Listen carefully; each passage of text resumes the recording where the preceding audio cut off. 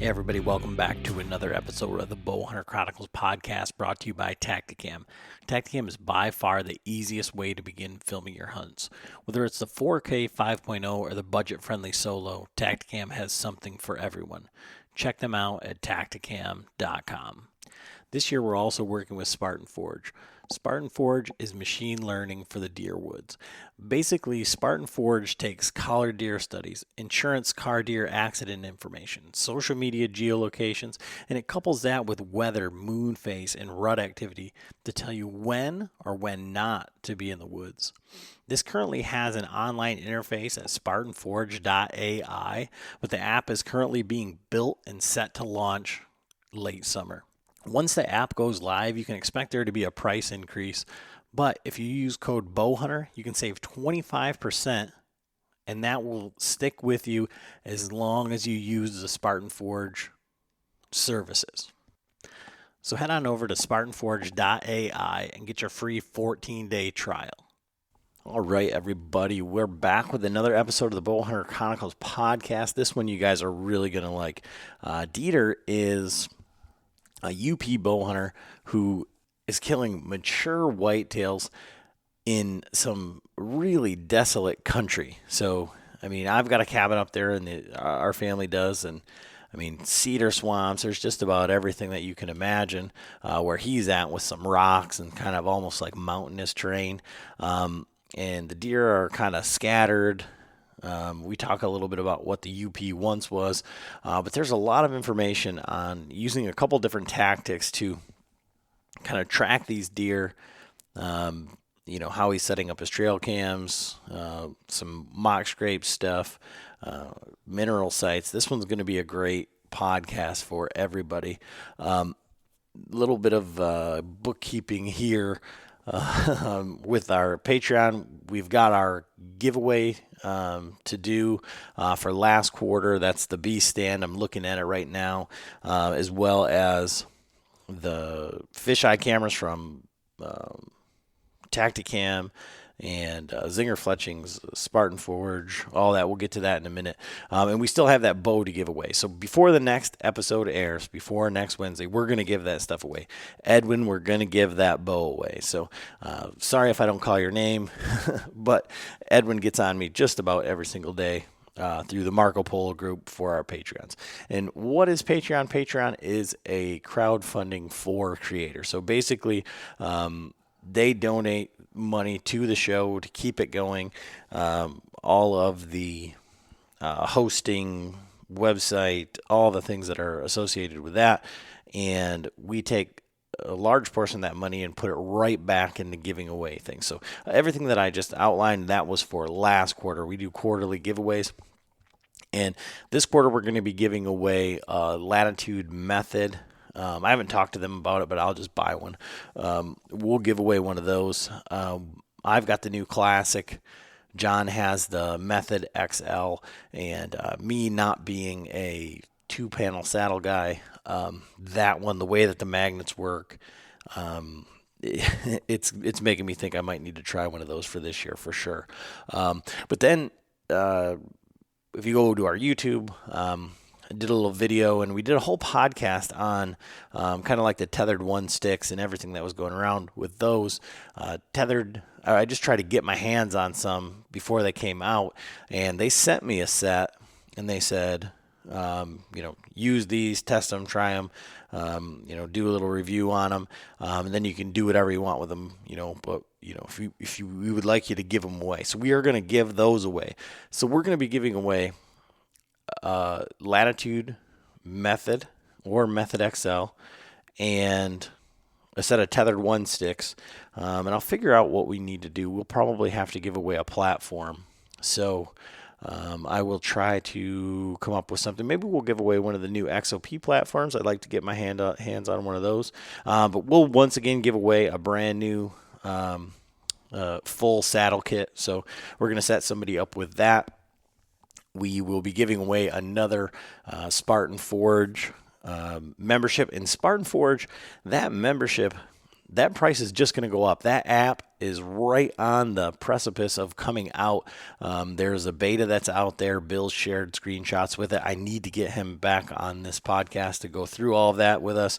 But he is getting ready to retire from the military, retire from the Army, I believe on the 15th of this month. So he's going to have some free time after that, and hopefully we can catch up on a podcast. But Spartan Forge is going to be giving away one of their 1-year subscriptions to their apps. Basemap, if you haven't checked out Basemap has a free version. You can go on there and try some of their stuff. They give away each week. They have their gear drop. We've been using it extensively. They've added a bunch of new features. They've partnered with a couple new companies. We're going to be having Ed back on here very shortly to talk about that. They have this new feature where it's a range overlay, so you can see the distance it is to the waypoint that you're trying to get to, and as accurate as it may or may not be in the dark when you're within. I mean, we've all been within 50 or 100 yards of that tree that we marked back in the summer, and you're like, which one was it, which direction? And you know what 20 yards is, 30 yards is, 40 yards is in the dark. So you can be one tree off or two trees off, because you didn't quite go far enough. And this is going to tell you kind of like how far away it is. And it's really cool. When that popped up on there, I was really happy. You can use code Chronicles to save 20% on a Basemap subscription. You have to do that online.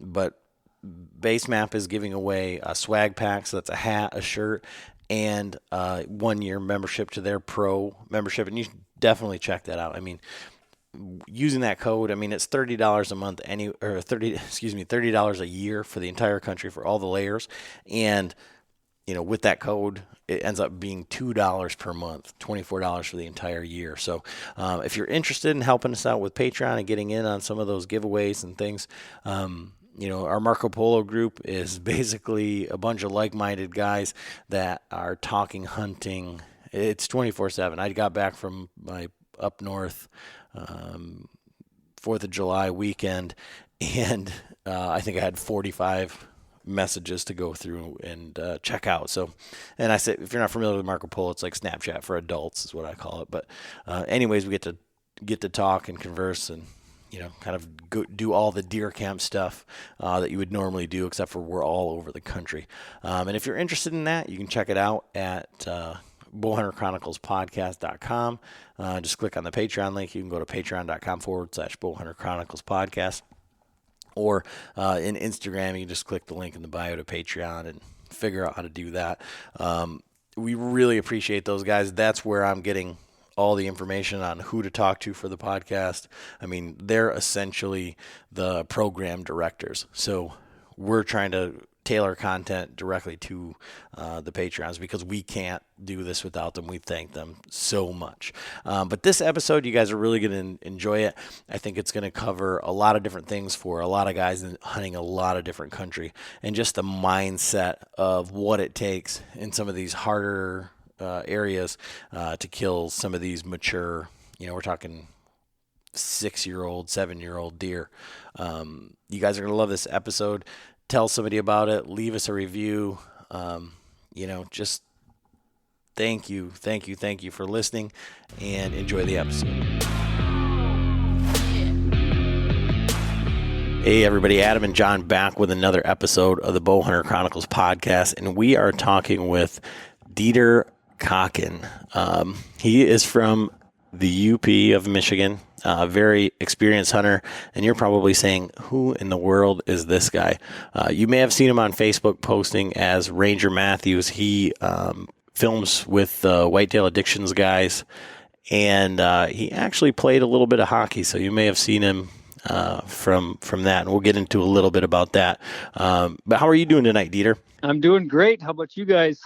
We're doing good. It's nice to have John back.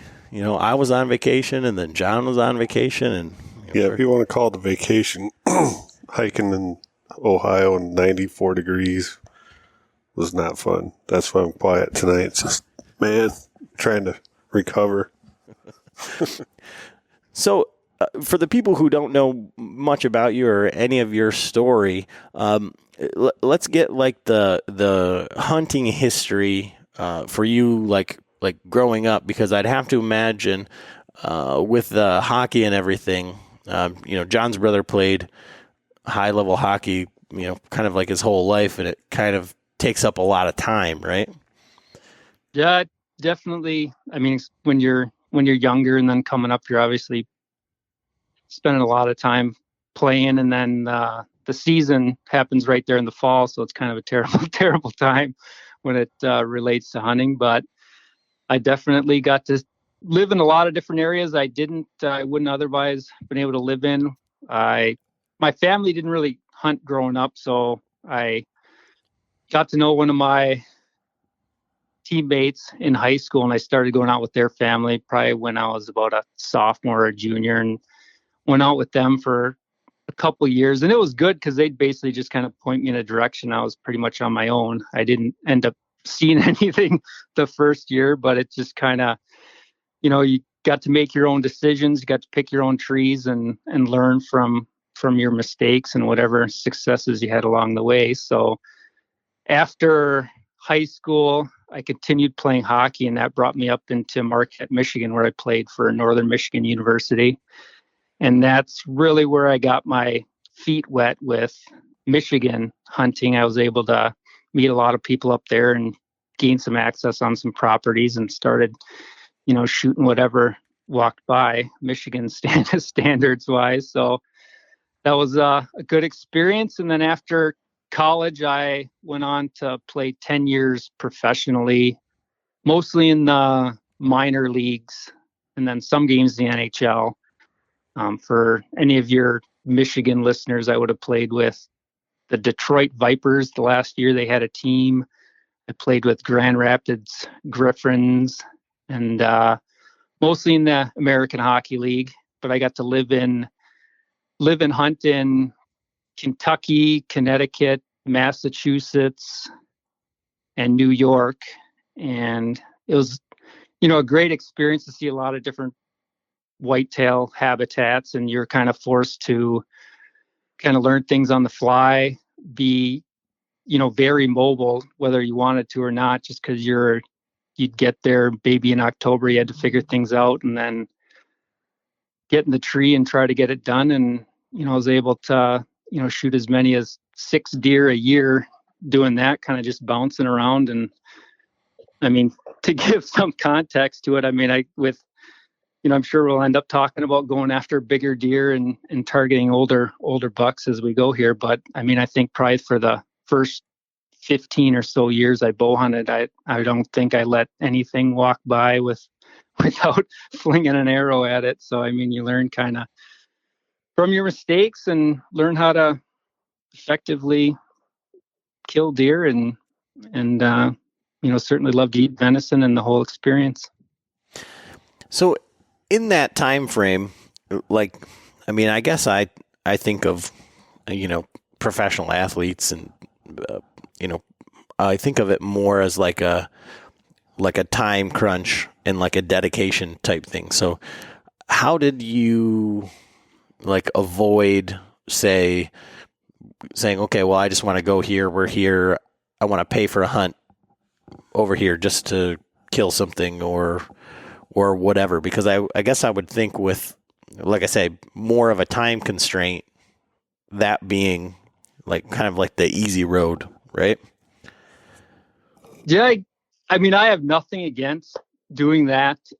I've pretty much just bow hunted my whole life. I've always just enjoyed doing it on my own. I guess I've always thought I'd rather go out and get nothing than have someone set me up on something. Just satisfaction wise, I get so much more out of it than knowing I did it on my own. And I'm happy to not get anything, but I'm going to do it on my own and see what I can get. So I guess the day in the life of a professional athlete is it's a good life. So I mean, as long as you're not playing games, you usually practice in the morning, you work out, you're done by noon, 1 o'clock. So you have the whole afternoon to do what you want. So pretty much every day that we had practice and didn't have a game at night, I went I went deer hunting. So every chance I got, I was out there, and it was good. I got to hunt a lot of different states, see a lot of different habitat, really figure things out along the way.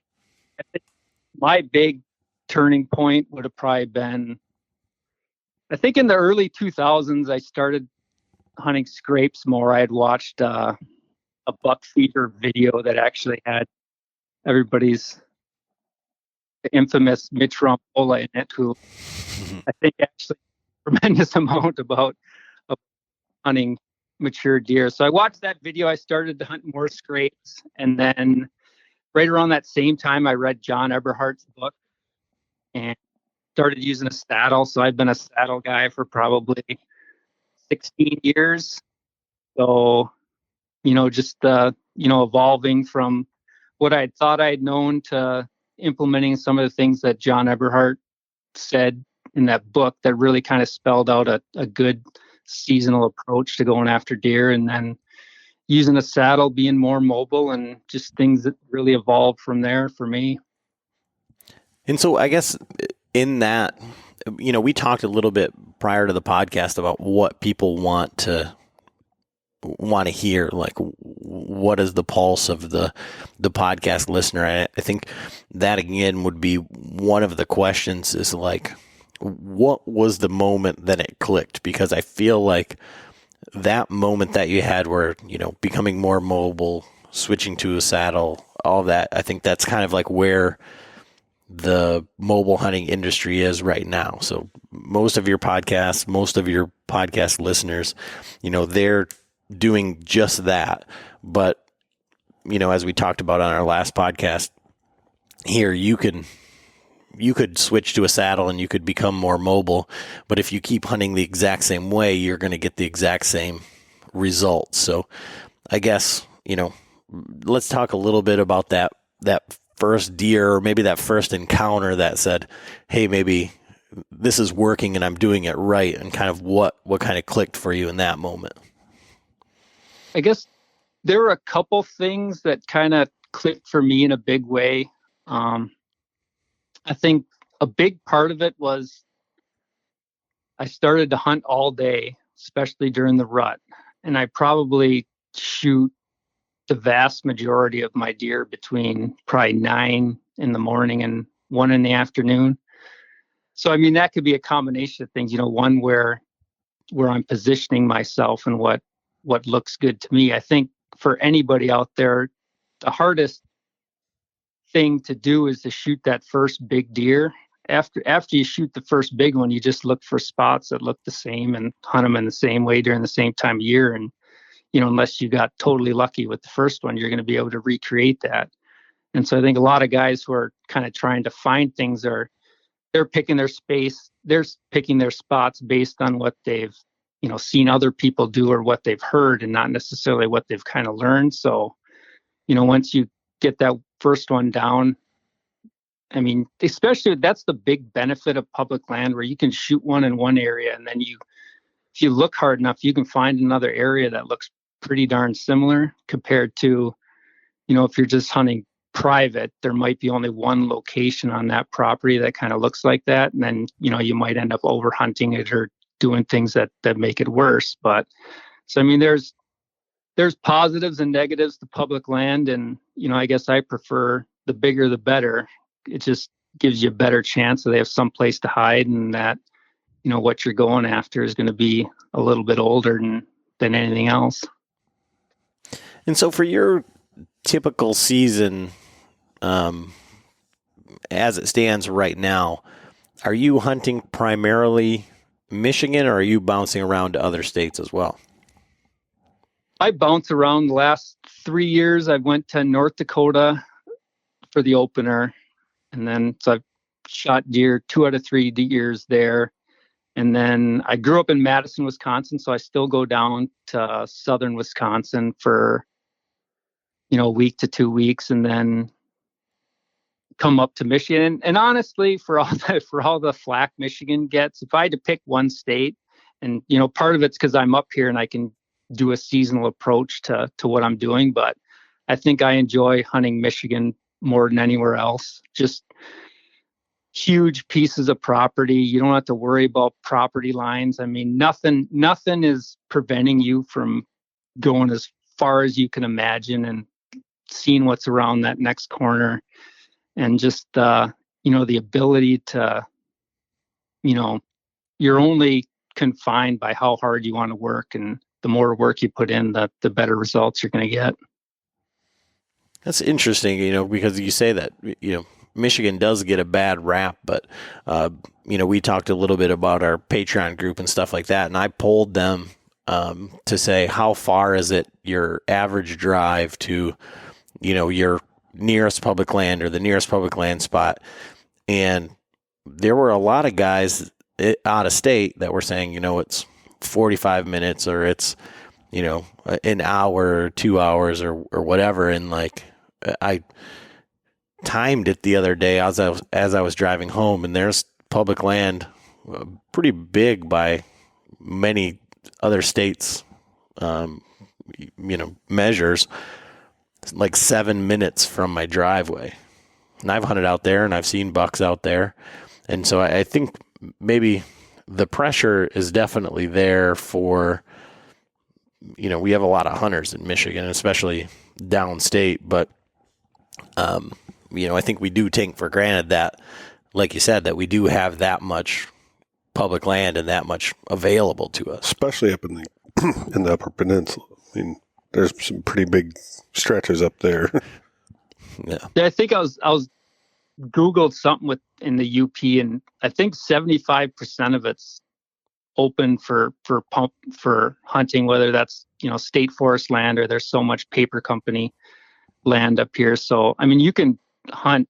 I mean, 3/4 of the entire portion of the UP, you can go wherever the heck you want. So you're pretty much limited by your own imagination. I mean, if you want to hunt hills, you can hunt hills. You can hunt swamps. You can hunt this. You can hunt that. I think I hunt probably 4 different counties that are around me, and I mean, I probably have access to 1 million acres within a mile in either direction. And you just kind of, like I said, you kind of pick through what's been good for you in the past and look for areas that look like that. And the hardest part is finding an older deer to go after. So like, I don't even really concern myself with trail cameras in other states, just because, I mean, like Wisconsin, if you hunt the best areas, you're bound to run into a pretty good buck. Compared to up here, you could hunt the best area and there just may not be one living there. So,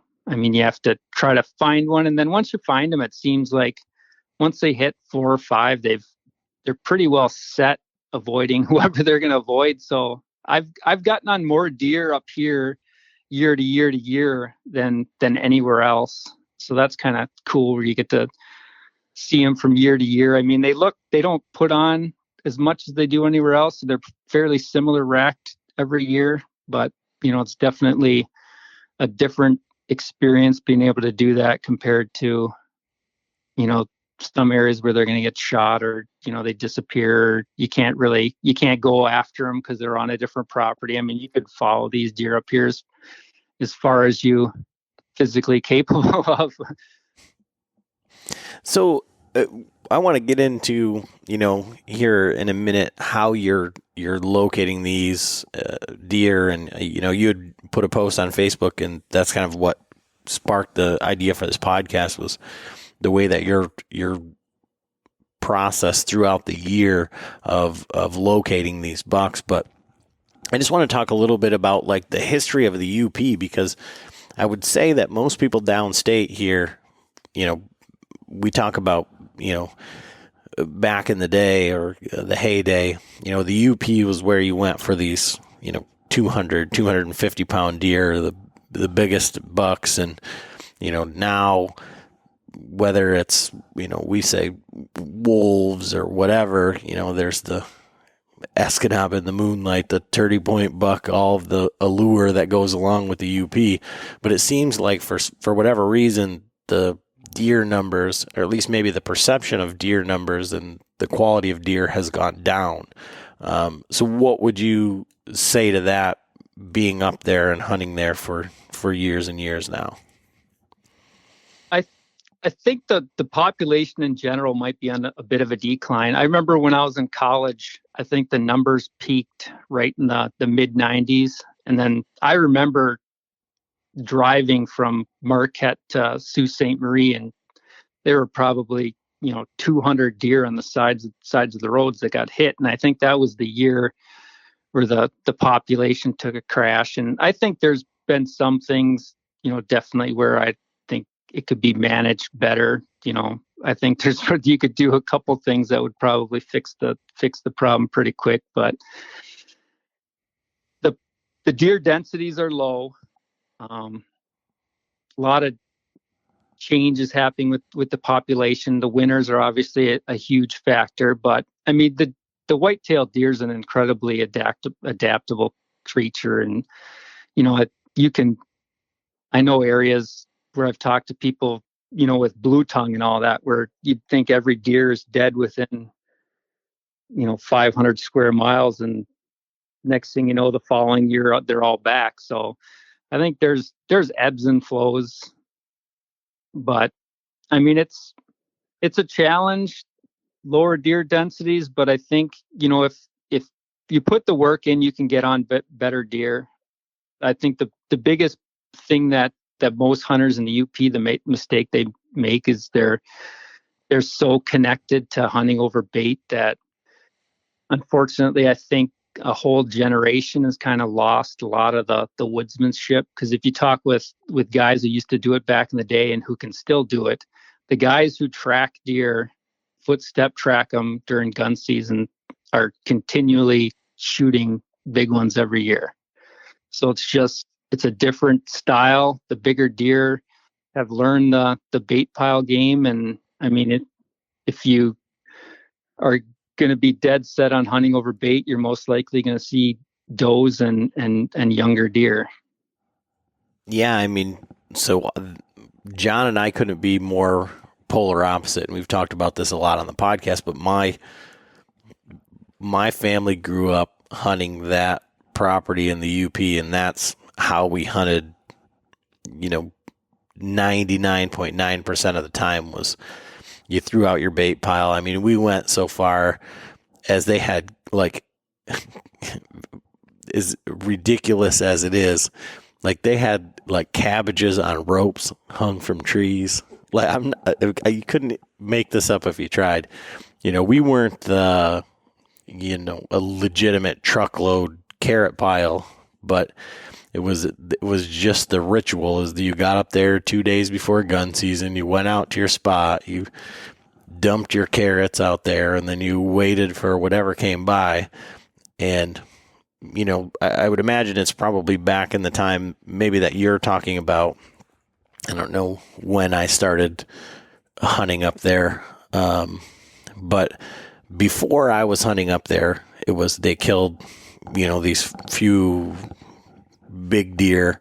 There was usually one good deer a year, and then in the 30 years after that, I can think of maybe two really good deer that we killed up there. And it was always, we'd see little bucks, and we killed does we didn't care. We just killed, but we were in Menominee County, so it was, the highest deer density, at that time. So doe permits were not, nothing to get. But as soon as they changed to the antler point restrictions, and you had to shoot 3 on one side, I think, for your first buck, all we saw was spikes and forkhorns. And our property specifically, and we had been doing like a QDM prior to that, shooting only 3 on one side was our rule. And I don't know if the two coincided or what, but our property does not have the genetics that has brow tines. So every deer that we saw, you were looking for, you were counting points, and there's probably a lot of deer that lived an extra year because of that. And, I don't think that that's a bad thing. But we were that, I mean, I'm coming out of that generation of,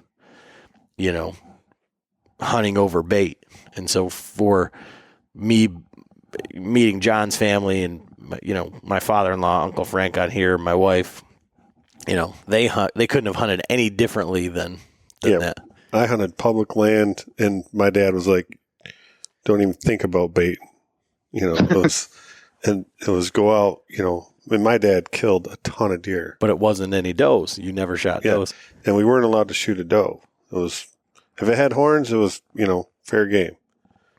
And, so yeah, it was complete opposite.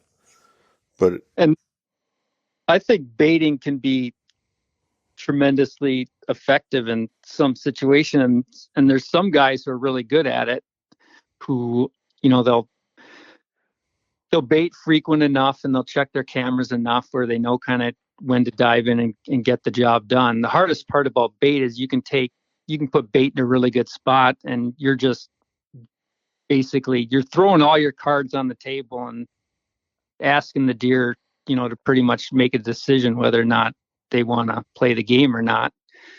So they'll start circling you and doing a lot of different things, and they'll start to tolerate way less odor, and you're going to get away with way less hunting around bait compared to if you're moving around being mobile, you're going to get away with way more, whether it's ground tracks or airborne odor or anything. They're just going to tolerate more because they're not so keyed into what's going on. I mean, if anybody who's hunting around bait has seen a doe come in from 100 yards away and she's on pins and needles like she's about to get shot out of a cannon. So, I mean, that behavior is totally different than a deer naturally walking through the woods. So, I mean, there's just a lot of disadvantages to hunting around bait. The less people in your area who do it, probably the more effective it can be. There's certain times a year, especially when you get into the latter parts where food's going to be a top priority for them, where it can be more effective. But I mean, I've generally found that,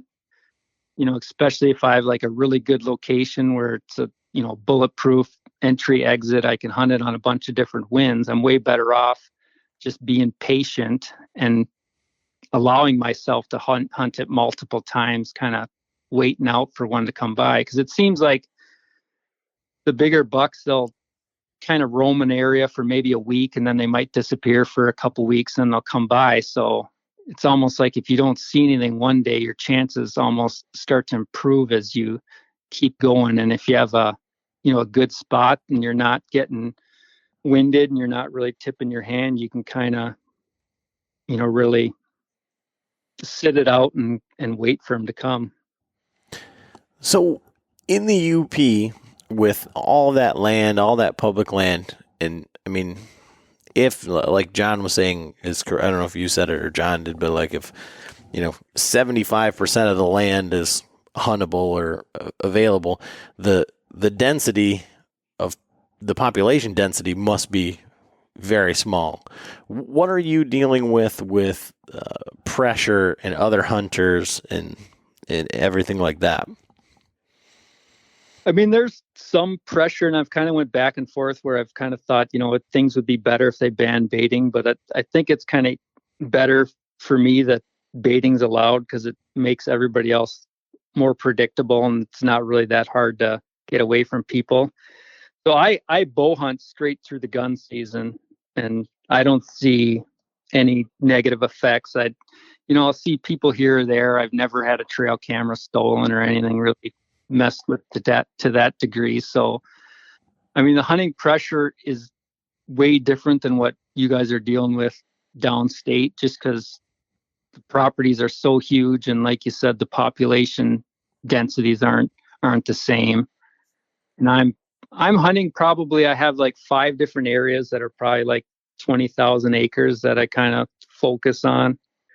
And then depending on what I'm seeing on my cameras, I might focus on one area or another area. And last year I kind of got stuck trying to kill one particular deer. So I pretty much stayed in one area, which ended up working out. It just took me till December 16th, but it's a different world. I mean, it's definitely not easy. I mean, to kill that buck last year, I think I hunted 30 days for him, 20 all day sits, and I went 6 days in a row without seeing a deer. So, I mean, you have to be willing to mentally deal with that fact and still have confidence that you're going to get the job done. Because I think confidence kills more deer than any tactic or any product or anything. Because if you're confident, even if you're confident hunting average spots, you're going to have better results than a guy who has no confidence hunting great spots. Because you're gonna get up early, you're gonna be there when you need to be, you're gonna sit longer, you're gonna be focused, you're not gonna be playing with your phone, and then you're gonna be more prepared to capitalize when you actually get an opportunity. So when you're hunting these, I would say that the properties that I'm talking about down here that we hunt, that I say we're above average for most of our out-of-state guys, are 3,000 to 5,000 acre pieces. So on a 20,000 acre piece, how are you, or what is your strategy for breaking it down and finding these big bucks, and even year over year? They'll be, like 12 to 20, somewhere in there. But they're big, and you just have to narrow it down to what looks interesting to you, I guess. Some of the spots have more mountainous terrain. Some of them are, swamps. Some are beaver ponds and stuff like that. So it's a lot of scouting. I think every spring I put on probably 100 miles walking around, and in a day you're putting on 10 miles and you might find one or two locations that you like. And I'm really keying in on scrapes. It seems that those are the only thing that I can get consistent action with, whether I'm hunting or whether it's my cameras. And I think those are, even more so than any other area with a higher deer density. I think they're more important because they kind of tie everything together, whether it's food or bedding, or they're always near one of those two things. So you don't really need to find the bedding, because if you're in an area that looks like it would have good bedding and you find a scrape, you're in a location that's probably going to work out for you. And I'm only finding one or two scrapes walking around for 10 miles, compared to like Wisconsin. Probably 90% of the scrapes are useless to hunt, compared to up here almost all of them are fairly important for how the deer are using them. So let's talk a little bit about that. I've spoken with and read Hal Blood's book, Big Woods Bucks, and he's one of the guys out in Maine that does the tracking, right? Yeah. So as you're walking this 10 miles, or you're looking at this big giant property, is it coming across just any scrape, or are there certain commonalities to, out there's like this certain kind of pine tree that he's like, I'm confident if there's a rub on this certain kind of pine tree that it's a signpost rub. So even if I don't have any good tracks, or I'm guiding guys, I can bring them out to this certain type of, terrain feature, or, this specific tree type, right? I think that's his black ash tree. I've listened to Hal, and I've listened to a lot of different things. And it's amazing, no matter how anybody hunts, if they're having success, there's things that translate to different styles. And he's obviously a tracker. And I've seen a couple signpost rubs similar to what he's talking about. For some reason, they don't seem to rub a hole that much up here. The scrapes are important, but then also I did notice that there's these overlooked scrapes that are way more important than I thought before. And those end up being on balsam firs. And at first I totally ignored them, because it was only it was about the size of a basketball. And at first I walked by one of these for 2 years in a row, and I kept thinking, God, that looks like a scrape. There's no real licking branch or anything, but it looked like it was at the right height, and it kind of looked like it might have got pawed at, but I wasn't sure if it was a dried puddle. Then eventually I threw a camera on it, and every big buck in the area visited that scrape, and most of the times they're on their hind legs, and they just kind of gently put their face into that into that into that tree. And I saw that and I started looking for it in other areas. I'd see it, you could pretty much predict where you'd see it, where if, there was that kind of tree and it didn't have any lower limbs and it was at the right height on a trail, those ended up being the scrapes. So that was a big tree for me to find. I'm pretty sure it's a balsam fir. I might even be wrong.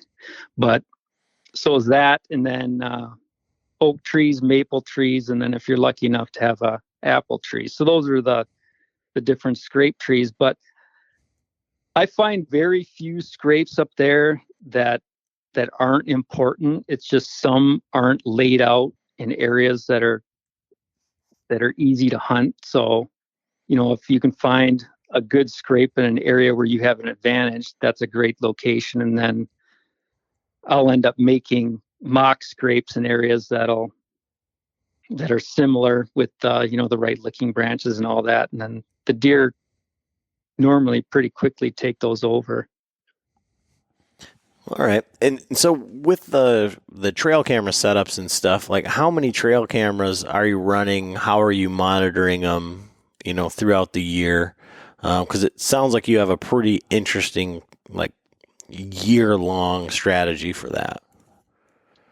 Yeah, so I get them out. Most of mine are out. I still have a couple to put out, but I will put them on mineral. Usually some will be on scrapes, depending on the scrape, but a lot of them will end up being on a mineral. And the way the law is set up in Michigan, you can't put out mineral now. So you have to almost pre-plan those locations and throw them out the year before, and then just bring your cameras back to them. And, there's enough in the dirt there where they'll be visiting them. So most of the cameras are on mineral. I'll leave those sit all the way till like the beginning of September. Usually when I come back from North Dakota, I'll start moving them all on the scrapes once the deer go into hardhorn. And then based on any information, then I might throw more cameras into a certain area to try to figure a particular deer out. And then once those cameras sit from September through, then I'll end up pulling some of them at the opener, and then some of them when I come back from Wisconsin, probably at the end of October, November, right in there. So they're sitting pretty long. The one disadvantage is a lot of them get messed with. A lot of them last year got messed with bears and get knocked over and stuff. So you kind of lose some information. And then, some cameras I'll never ever check till the following year. I just checked 2 that were sitting since last September in areas I never got back to. And one of them actually had 2 good deer on it. But so now I have to go back and check that area out more. But they're sitting long, and the areas are so big that you need cameras to narrow stuff down. Because the worst feeling is like you scout a location, you think it looks good, you never ended up hunting it. And then the following year, you're in the same exact position you were before, not knowing if it's any good. So even if you don't end up hunting that spot, at least you have a camera there so that you're not playing from behind the following year. You're getting information, and that's kind of how you start to narrow things down. And almost every time I go hunt, I'm walking by, 1 or 2 cameras and pulling cards on the way to that location. So I don't really run that many cameras right exactly where I'm hunting, but I'll run them on the way there. Because you'd be amazed at the woods is so thick. I've had cameras that were probably only 75 yards away from me, and I sat all day, didn't see anything. You check the camera and a buck walked by. So otherwise you're just losing that information. The whole getting a deer down to the ground, I mean, the more information, the better chance you're going to have. So I'm just trying to capitalize on wherever I'm walking and get as much information as I can. So how are you setting up these mineral sites? Or are you going into an area that looks good that you want to hunt? Are you going into, outside of like a bedding area where that there's going to be a large, where you would expect, I mean, I don't know what the densities of deer are up there, but what you would expect to be, a large population of does or just deer in the area to try to get inventory? I mean, how are you prioritizing where you're putting those for the most effective intel?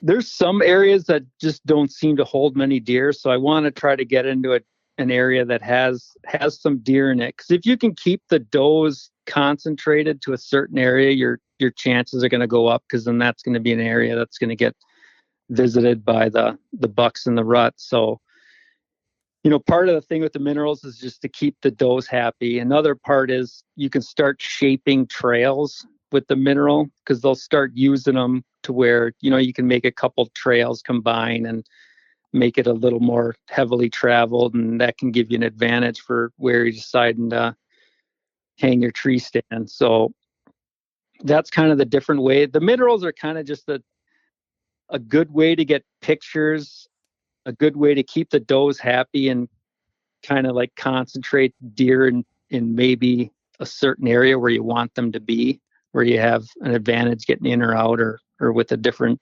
stand. But they're not that important once it gets to season. I mean, they usually don't visit them a whole lot, especially the bucks. It seems once they hit hardhorn, they're not around them very much. So it's more of just an early season tactic to get pictures and kind of do what you can to influence the movement. So I'm trying to figure out how to word this. Like, so I guess what happens when you get a good buck on camera? Are all of your cameras set up in areas that you can hunt? Are some strictly for inventory? Because I would say historically, we don't run a lot of trail cameras. I might have 1 or 2 cameras out in areas that I think that there's deer, and then I get the pictures, and I would call myself like a trail camera enthusiast instead of like actually using the pictures. It's like, oh, look at this buck I've got on camera. Oh, look at this. Like, everybody likes to get pictures and see these deer. But it seems like the guys that are using them correctly are using them as a tool. So they have them in a spot for a reason. And then once they get that deer, then they have like a plan for the next step, where I would say most of the guys that I know would be guys like me that say, I got a good deer. Or we've all walked by on public land where there's a ladder stand, and then 10 feet in front of it, there's a trail camera, and they're checking them at the exact same time. And it's just, somewhat of a ridiculous setup. So most of my spots end up kind of being like complex hunting location, where there might be like a bigger community scrape in the middle. But then I found that I'm almost better off, on a specific wind, I can hunt that main scrape. But if I get like kind of iffy winds to this direction or that direction, I still want to be able to hunt that area. But I usually end up maybe 100 yards for that main scrape on kind of like a secondary scrape. And some of those different spots will have cameras where if I walk by kind of one spot, there'll be a camera there, and then I move on to a different location. I think the spot I killed my buck last year, I had 4 tree stands. Probably they're all within like 100 yards of each other for different winds, and then kind of picking off the trails coming into the one main scrape that they'd like to hit. And then on your way to wherever you're going, you're going to be crossing over trails or different things that kind of looks interesting that you're not sure about. And you'd be amazed how the deer will walk on your trail where you walked. Or, I mean, if you're going to walk by it, you might as well have a camera out and see if you can learn something that you didn't know was going on. And then with the properties being so big and the fear of getting lost, a lot of the spots are like, okay, I know how to get to this tree. And then, okay, from this tree, I'm going to this tree. And so you're not, if you have a spot that's fairly far in there, you've kind of like leapfrog through a couple areas, so you might have checked 2 cameras on the way to the real far spot on your way in there. And then now you've basically, instead of hunting that one location and having an idea what's going on there, you've gotten information from 3 different locations on that one day. And I can't run any cell cameras. I have one out now that actually works, but normally I don't have any cell service. So you're kind of pulling cards, and the cameras, I started to notice that they definitely tolerate the cameras way more. Basically, I just reach them up as high as I can reach them and angle them down, and I don't get any pictures like I used to where they're staring right at the camera.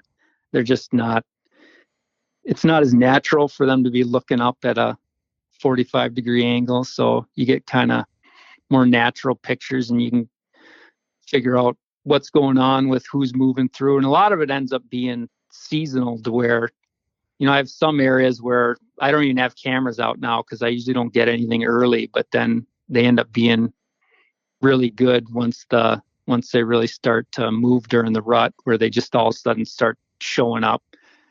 And the cameras also, during the season, I can basically tell when a certain area is going to go hot, because all of a sudden you'll have like 4 different does visit the camera in one day, and you can just tell that one of them's going into heat and it's just about to kick off. And then during that next week, you'll probably have every decent buck that you know about. You'll get them on picture on that one camera. So when you mention that, so that there's nothing going on, or you don't get any pictures early, and then you'll have these deer come in outside of like does that only happen during the rut? Or do you see it just like, is there like a food source shift or something like that? And then I've also seen you post about like hunting late season and the thermal cover. So I'd like, for someone who understands that, I'd like to hear, your take on that. So early season in the big woods is typically very difficult. You have to have a firm understanding what they're eating to have a chance. So I've had success on apple trees early, and those are usually good for the first 2 weeks of season, but there's not many secluded apple trees kind of in the middle of nowhere. Basically, that's my holy grail when I'm walking around for my 100 miles in the spring. If I can find an apple tree in the middle of the nowhere, it's like the heavens open up and there's a light shining onto it. So if I can find that, that's great. If I can't find that, it's going to be more difficult. You can kind of get on them on acorns. I know a bunch of different stuff they browse on, but they really browse more than you would ever think. And they'll clean out large areas of, whether it's maple shoots or, different berry bushes and stuff like that, where they'll browse them pretty heavy and you can see them.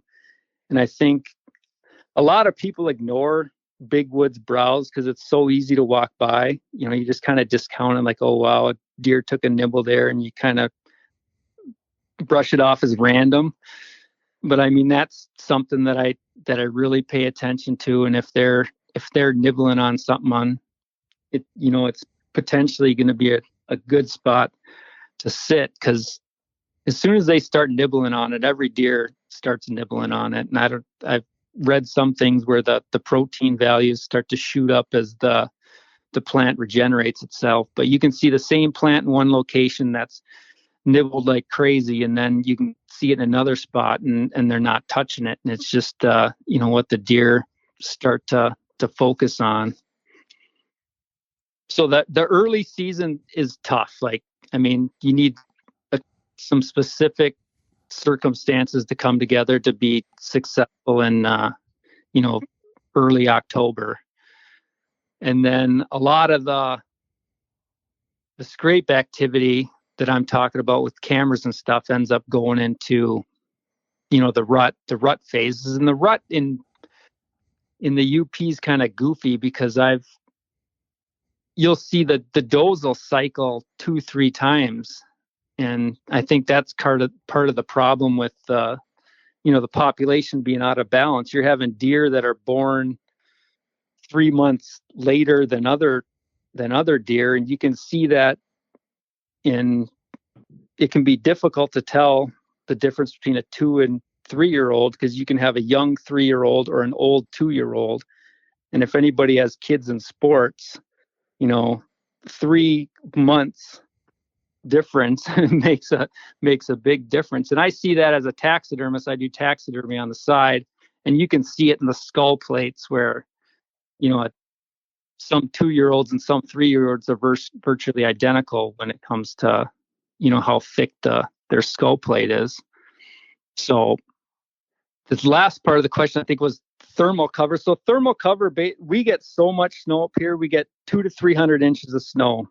So the deer are in survival mode once you get to that point. And any place you have a lot of pine trees and different trees that are going to block the wind, that's thermal cover. So it's going to make the snow depths way less underneath the tree. A lot of that snow ends up evaporating when it's in the trees. And then it's just kind of a vacuum where that cold wind isn't beating down on the deer all the time. So I hunt a lot of really thick areas. My sight distances aren't very far. I think the average shot's probably 20 yards. And it's thick, dark woods. And, those are the areas that I usually key in on. I haven't had much luck around. You hear a lot of talk about clear cuts and stuff like that. But for me, they end up attracting more people, especially rifle hunters, where they can see further. And then there's obviously roads going into those areas. So I usually don't hunt them very much. I'm usually in the thick stuff. So in that thermal cover and things like that, and I would have to imagine that some of that snow that you're seeing is coming into the season. I know, at least in our part of the UP, the winters have been a bit milder, but we're quite a bit further south, I think, than where you're at. Are you seeing the deer like yarding up while they're in the season, or does that all happen, January and on? No, I mean, that's definitely something that I have to deal with is the migration. It's all a matter of how fast the snow comes. And usually I get snowed out of a lot of my spots sometime in December. Last year was unique where we didn't really get snow. Kind of made things more difficult for me because it was quite a bit different than what I normally have to deal with. But normally we'll get 60 inches or something like that over a week, and then all the deer start moving out. And if we can get snow real quick like that, then you can get some kind of wandering bucks that are going to wherever they're going, and you'll have some big ones show up that you haven't seen all year. But also they start shedding early. Like I don't see very many racked bucks make it all the way to a lot of the deer yards.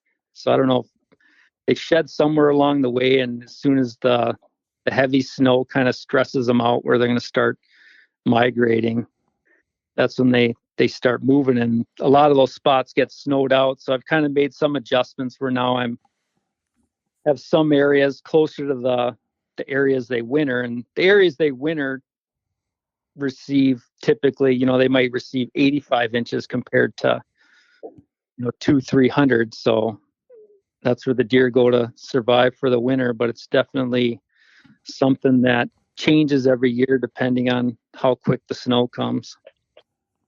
Yeah, like I said, we've got listeners all the way, everywhere, and I don't think I can think of any other places that have like a whitetail bow hunting season kind of like we do, where you would see that yarding like you would in the UP I mean, I guess like the areas, like we talked about, like Maine or areas like that, those guys really don't bow hunt very much because it is the big woods and all of that. So I think that that's a really interesting, like somewhat dynamic to have to deal with of, buck shedding early and like stress and all coming together.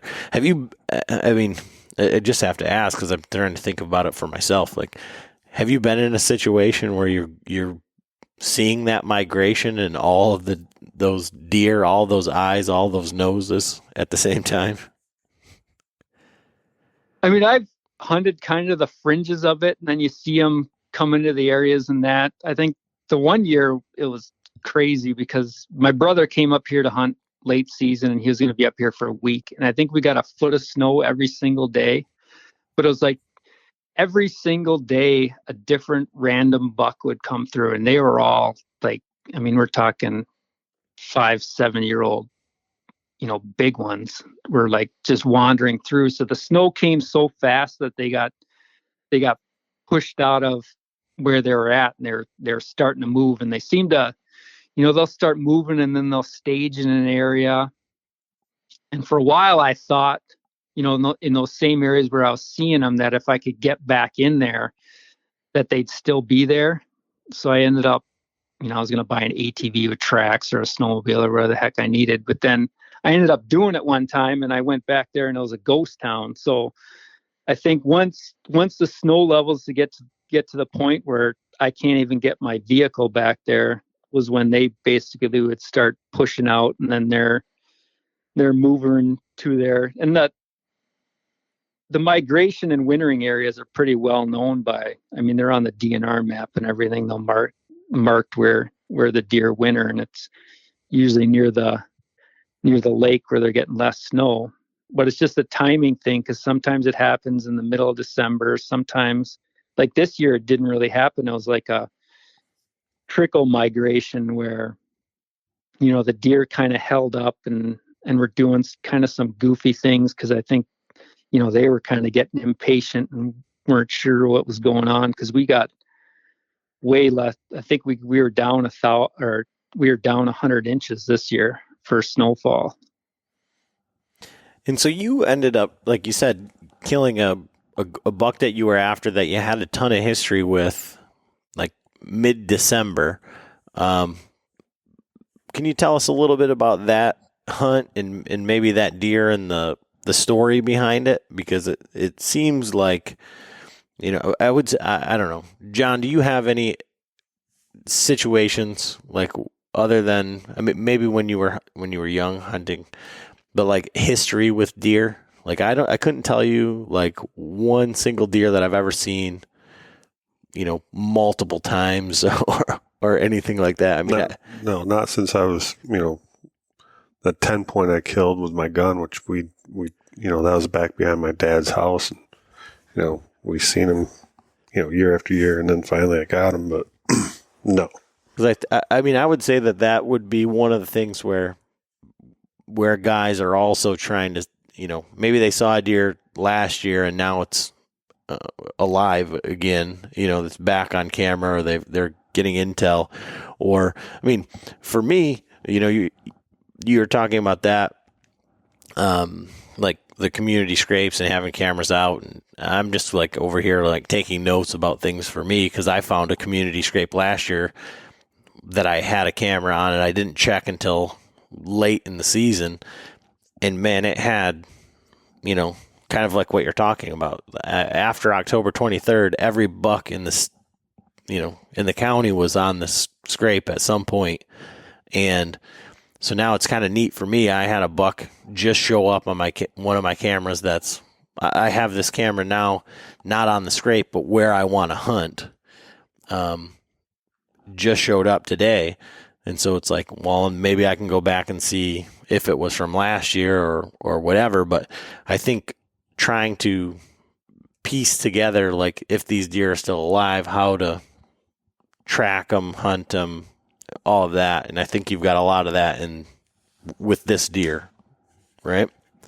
Yeah, I mean, a lot of those if you can get them on the scrapes, because there's times they'll like skirt the scrape. So, you may only get like 1 or 2 pictures, but they're still using that area, and they're kind of, they're tipping their hand a little bit.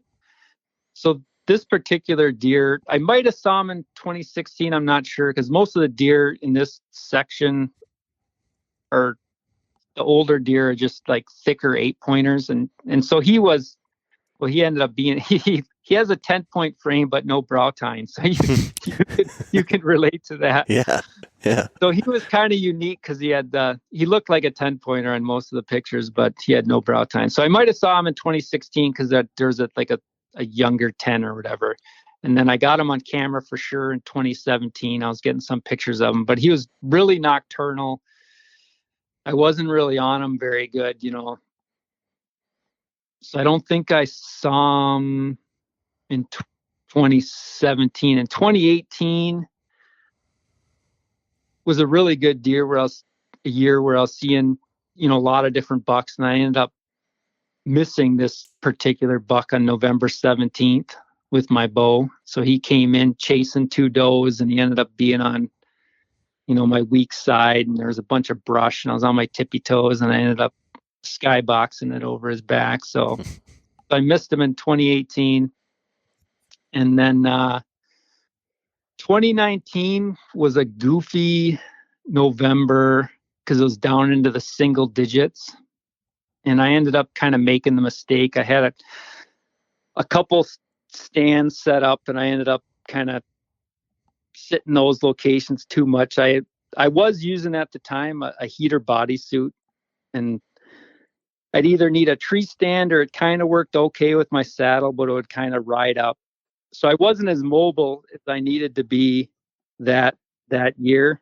So I think the big change I made coming in was I ended up getting one of those IWAM suits, and your bridge actually, that has 2 zippers on either side, and your bridge fits right through those zippers, and it works perfect for saddle hunting. I ended up shooting 2 deer out of this year, including this big one.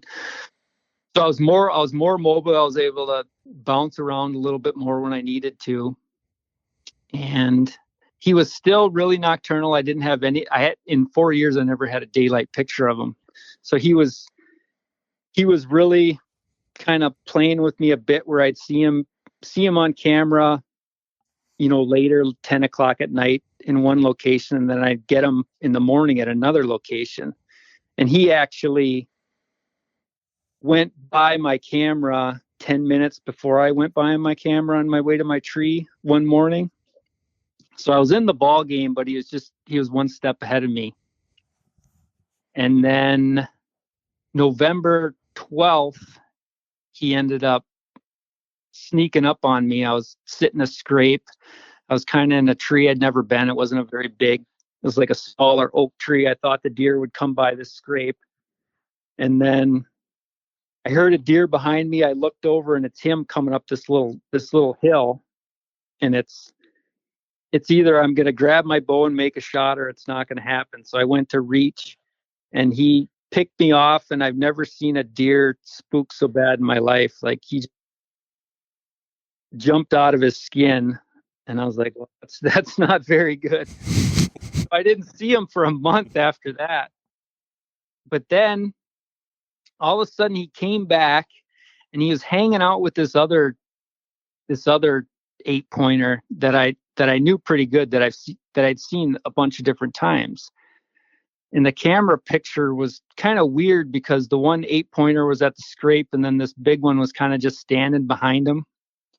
But you could tell that the 8-pointer wasn't really worried about him. And I was like, thinking what was going on there. It looks like he's just hanging out with them. And I wasn't sure if the big one I shot was getting antsy to migrate, and he was just hanging out with this other deer.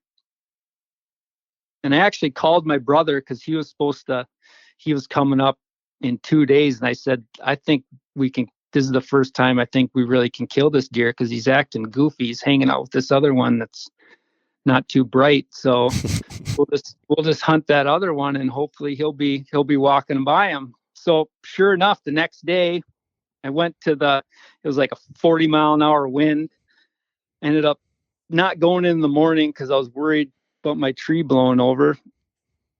So I didn't hunt the morning. I went there in the afternoon. It was probably about a 35 mile an hour wind with snow. And sure enough, 20 minutes before dark, right at the corner of my eye, I see that other 8-pointer. And I'm just thinking about, unfortunately, I didn't get the shot on film. So I was just thinking about hitting my trigger for my Tacticam to turn on a couple different cameras. And then I pick off the bigger one kind of on a skirt trail going away from me where, there's like no time. The shot has to happen right now. So I grabbed my bow. It was a heavier quartering away shot. Shot looked good, kind of put it right in front of the hip where it's going to ride up through most everything. Deer looked good running off where he kind of like stumbled sideways and looked like for sure he was done. But I never saw him go down. Got down out of the tree, couldn't find my arrow, didn't find any blood. And then you're starting to think, geez, did I not? Maybe he just stumbled because he tripped on this log, and you're kind of thinking what the heck you should do. So then ended up making the decision to pull out and come back in the morning. And sure enough, the arrow had gone completely through him and was hidden underneath a log. And he probably only went about 75 yards, but it was kind of a weird track job where I wasn't even sure I was going to find him. And I ended up just looking over, and he was laying about 10 yards from me. That's pretty crazy just to think of, like, the thought process of saying, okay, well, I know this other deer is going to be over here. This is what, and when you said, like, it's not very bright, like that's. So how old was that deer? I mean, I've had the jaw looked at.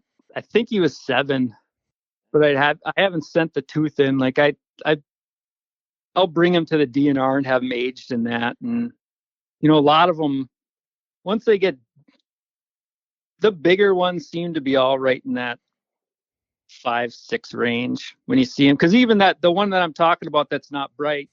He's, so he made it through for sure. I think he might have had him on camera when he shed. And so he'll be 4 or 5.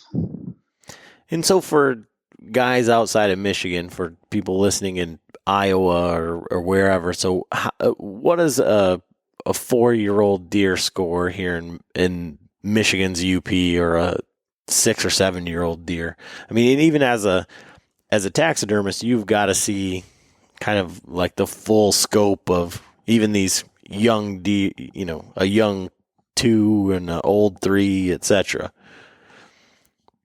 So from what I've never really scored technically any of my deer. Like my brother will measure them and add them up, and I don't do deductions and anything like that. So like I have a ballpark idea, but I don't want to throw a number where people are going to say that's wrong, but I'm pretty sure he's right. He'd be right around like 140, right in that ballpark. Based on like the one I shot in Wisconsin, I think was like somewhere in that. And this one has longer tines, and except he's longer tines, a little thicker, and he doesn't have brow tines. So I'd say like most of, like, as a taxidermist, usually the good bucks that I get in are probably in that 130, 140 range. And they're mostly chocolate horned, a little bit of mass. Like I got another one in last year that only had, short tines, but thick.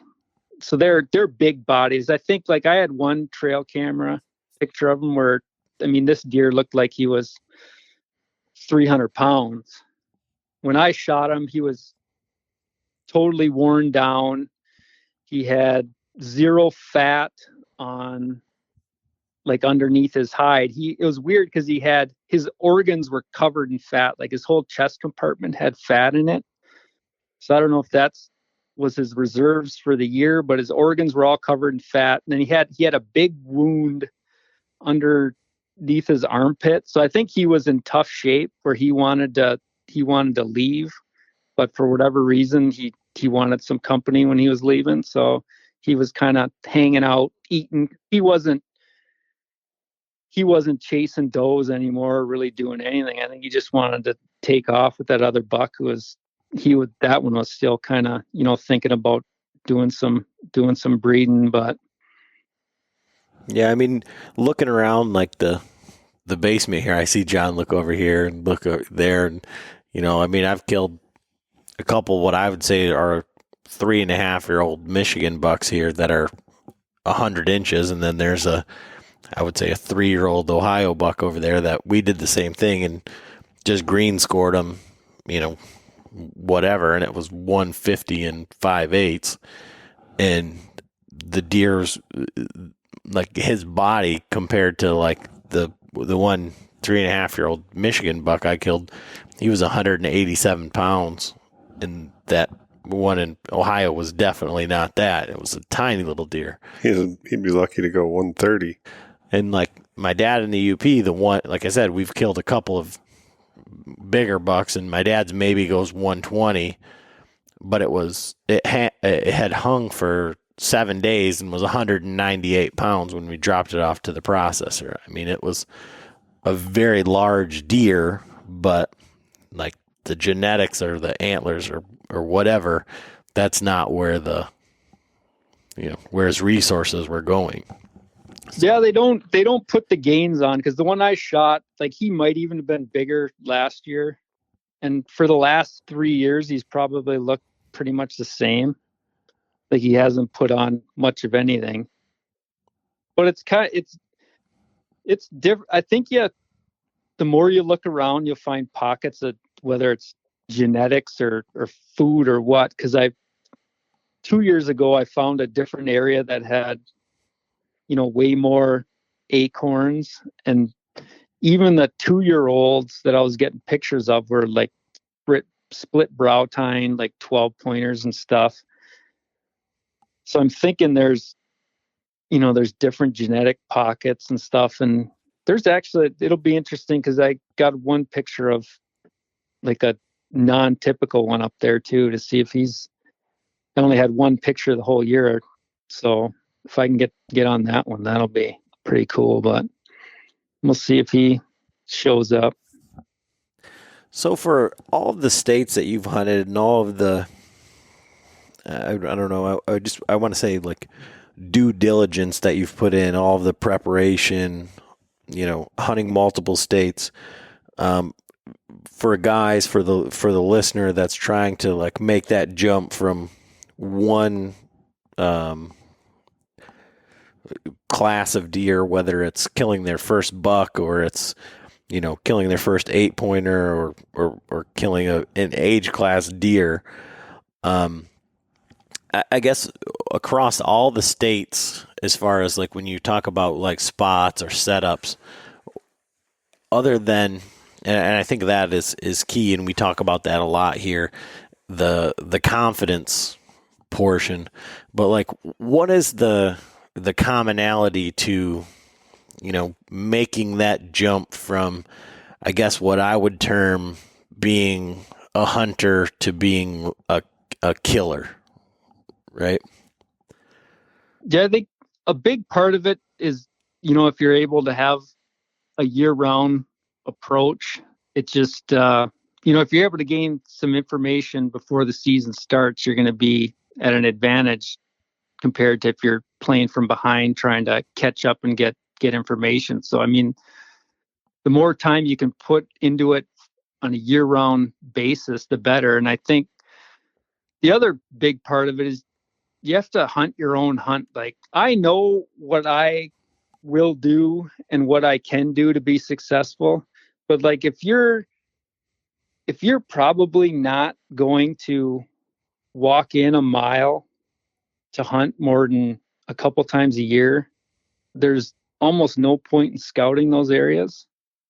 Like, you have to realize, what are you going to honestly do with your time? And if you're a guy who's not going to go in that far, then spend your time scouting spots close to the road. I mean, you have to figure out what you're honestly going to do and try to play to your strengths, build your weaknesses, And, once you're able to get some success, do whatever you can to recreate that and find similar situations where you can put yourself where you'd have a reasonable chance to get it done again.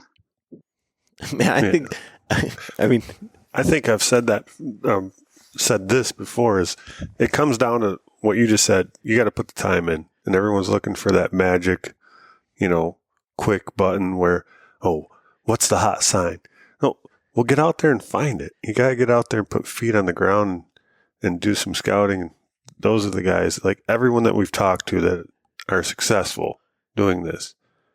They put in a ton of time. But I think also, like, what I found, like, I don't know, like, I had like a revelation, like, through like what he was saying there in that statement, is that we talk about that all the time when we talk about elk hunting. We talk about realistic expectations and like, what are you willing to do, and understand that you're, Right. not going to go in and pack a bull out by yourself 7 miles in.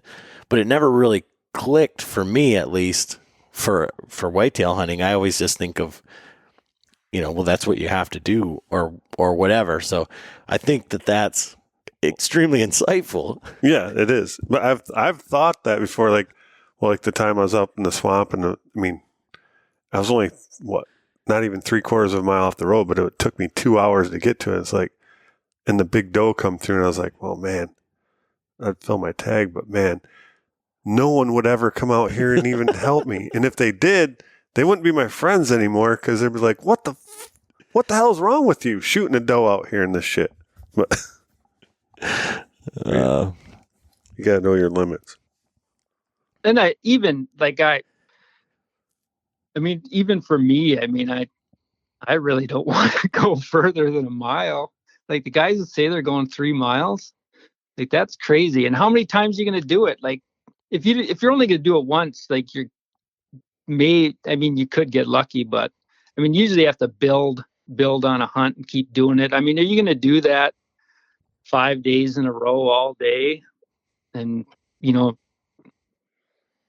whether it's different access or where can you get in easier? I think a lot of guys they scout way beyond their abilities, where it just becomes a waste of time. So do what you're going to do, what you're reasonably going to do. If you need to, there's plenty of good spots around roads and easy access spots. You just spend your time looking for those spots. Yeah. I as we go through this, and I don't want to keep you too much longer, but there's a lot of things that you've said in here that have just been like, I'm so like when you're like, I don't want to get lost. Like nobody says that. Like everybody says, oh yeah, I know how to get here, and I'm great at navigating. You talk to Dan Infall, he's like, I'm never lost. There's a road somewhere here, and it's like, well, I've been all but lost up there in the UP, and I saw one light and just walked towards that light until I got to where I was familiar with. But that, and saying, there's plenty of good spots close. Everything. This has been like I say, a really great and like realistic, down to earth podcast on like how to help guys get to that next level. I think. Yeah. Yeah. So, I appreciate it. Well, it was fun. Definitely enjoy it. Enjoy the podcast you guys are putting out, and definitely looking forward to this fall. One of the questions I always ask our guests, what's your bow and what's your setup? I'm shooting the Lone Wolf custom gear low bow, which is basically the Dart and Maverick, which I didn't know what to think of it when I first got it, but it's exceeded all my expectations and extremely forgiving. So I'm a Darton fan after shooting that. So that's cool. I have that bow, and then shooting Black Eagle deep impacts with a single bevel helix, probably have like 200 grains up front. And then spot hog, Tommy hog sight, and smackdown fall away rest. Sweet. Now, it's funny. I think this is what made me like deep dive into your like history, because you had posted something talking about your bow and talking about like being superstitious. And so, you know, we talk a lot, and we talked actually on the last podcast about like, you know, is it time in the woods or is it gear that helps you, you know, kill deer or whatever? And you had said, you know, you think that it's confidence that kills more than either of those, which is, again, very insightful and great for the listener. But it was like, that's such a sports that like I high school baseball never washed my uniform for the entire year. Like I never touched the lines going on or off the field, you know? So I guess what other superstitions do you have, like along with your bow, you know, the lucky charm, whatever works, whatever gives you confidence. But do you have one that was from playing hockey? And then do you have anything for hunting that is like the same breakfast, or, you know, one of the superstitions there? I try not to be superstitious too bad, but I mean, when something works, it works. So like with that bow, I went 4 for 4 this year, and I don't think anything ran over 75 yards. So I actually had a new bow bought, and I sold the new bow for the used bow price. So I wasn't going to get rid of the one I had, but stick with what works. You know, I love Oreo cookies in the tree, I can tell you that. But other than that, I mean, I'm not that. I try not to be superstitious. It's just, you know, you got to be dedicated. You have to enjoy the grind. You have to enjoy the process. Because if you enjoy the process, if you enjoy getting up, you enjoy getting to your tree quietly without spooking anything, you enjoy getting in there clean, you enjoy sitting there all day. I mean, you're always going to be rewarded at the end. You know, you don't need to kill. I mean, I remember I'd go a week and it didn't see a deer, but I mean, I was hunting clean. I was happy. I was doing what I needed to do. I knew that, you know, things are going to happen because I'm doing my job, just waiting for the deer to cooperate. So, I mean, just, you know, pay attention to the details. Don't get sloppy. And because that's when you cost yourself an opportunity. You might get 1-2 opportunities a year. And if you're not paying attention, I mean, you just wasted a tremendous amount of time. Exactly, man. I really appreciate this. Where can people follow along with, you know, your hunts, what you're doing, everything throughout the season? So yeah, so the most of the stuff from this year should be on the Whitetail Addictions TV show, which is on the Lone Wolf Custom Gear YouTube page. So this is the first year I ever filmed. So my filming is low budget filming. I think I did it with a Tacticam and a cell phone. So hopefully it's a product people enjoy to watch. Other than that, my Facebook is Ranger Matthews, my fake friend who carries the torch for me on Facebook. And on Instagram, I think it's under my real name, Dieter Kochan, or Face Off Taxidermy is my side business for taxidermy. So that's Instagram. And then I think I have a couple videos on Facebook. But other than that, I like to post on the Mobile Hunters United site. So over there's a lot of good conversations going. So if you're not a member, get over there. Awesome. Well, I really appreciate it. And thanks for being on. Thank you.